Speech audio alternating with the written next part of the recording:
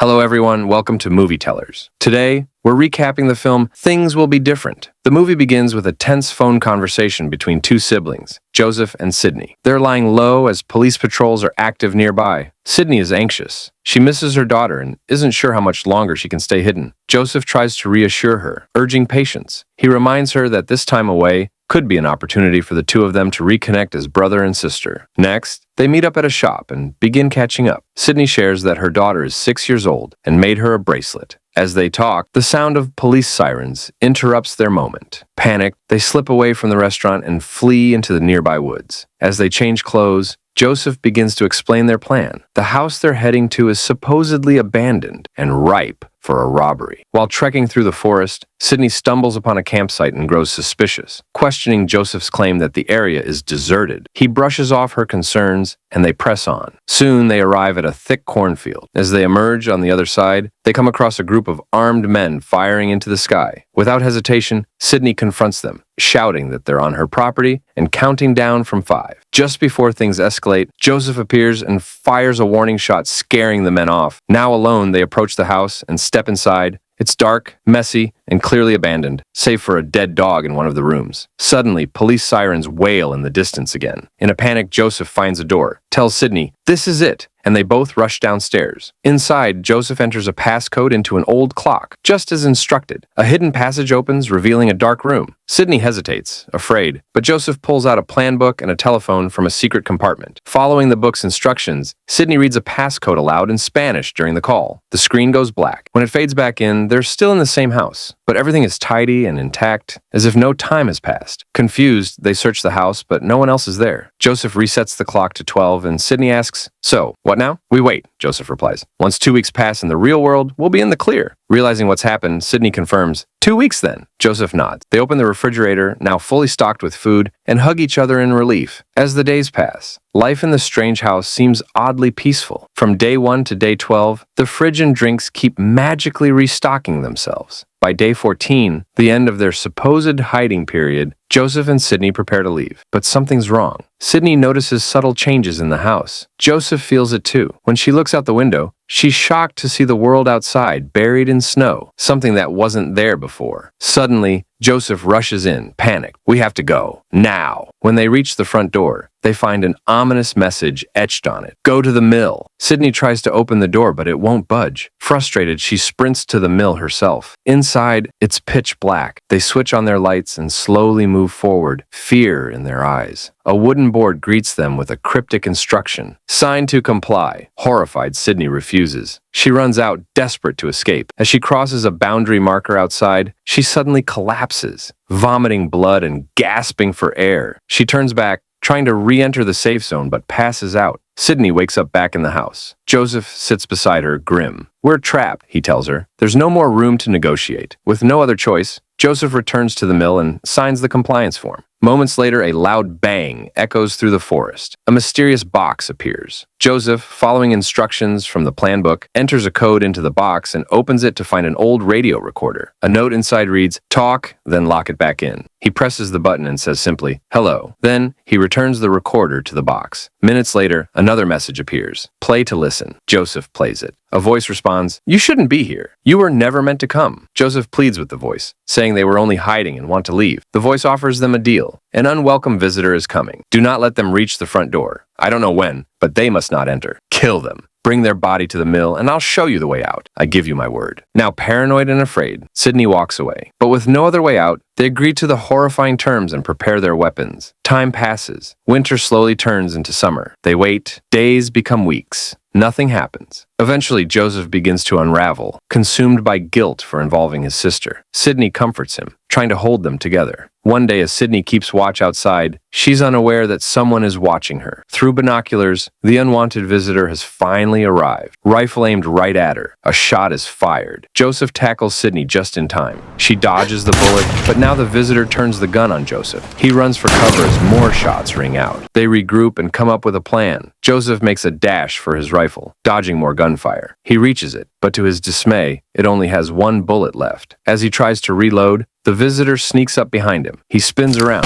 gun raised. A shot echoes. Sydney hears the gunshot from her hiding spot. She steps out and sees the unwanted visitor standing over Joseph's body in the snow. Horrified, she fires, but misses. The visitor retaliates, hitting Sydney in the arm. A haunting tune plays from the visitor's radio as Sydney stumbles back into the house. Bleeding and furious, she grabs a weapon and starts smashing the mystic door that once trapped them. A warning appears. Stop! You will break the door. She ignores it. Another message appears. She keeps smashing. Suddenly, the mysterious box returns. She retrieves the radio. The voice warns her, if you break the door, you and your brother will die here. Meanwhile, Joseph, not dead, regains consciousness and tries to grab a hidden gun. The visitor captures and ties him up. The visitor, unable to speak, gives Joseph a written message, demanding he talk to the voice on the radio. Joseph lies, claiming the visitor is dead and he's going to find the body once the wind settles. Back inside, Sydney speaks to the voice. She says the music the visitor was playing was a song from their childhood. She begins to believe the visitor might be her mother, but the voice denies it. That is not your mother. I can explain, but first, tell me what the visitor looks like. They strike a deal. He gives her one truth for one answer. He tells her, Joseph is still alive. Sydney rushes to find him. The visitor, sensing her approach, fires a shot. The gun jams while trying to reload. Sydney returns fire, wounding the visitor,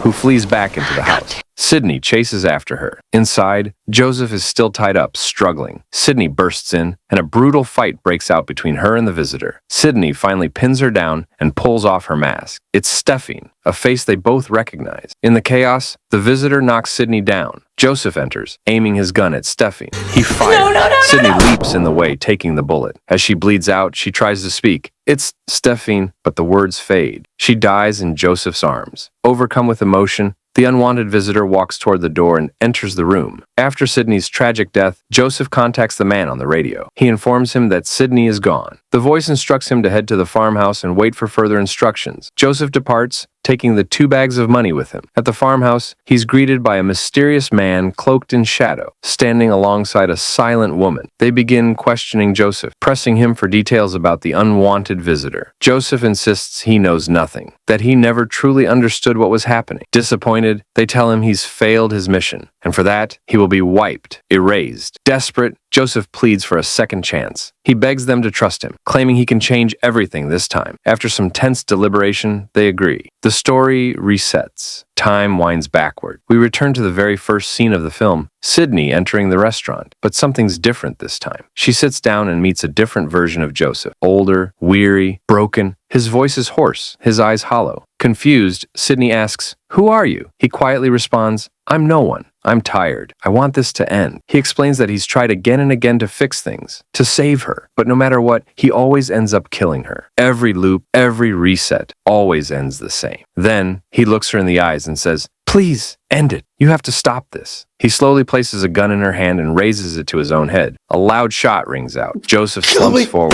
dead. Sydney, shocked and trembling, runs out of the restaurant. If you enjoyed this recap, don't forget to hit the like button, subscribe, and turn on the notification bell so you never miss an upload. Thanks for watching Movie Tellers. Until next time.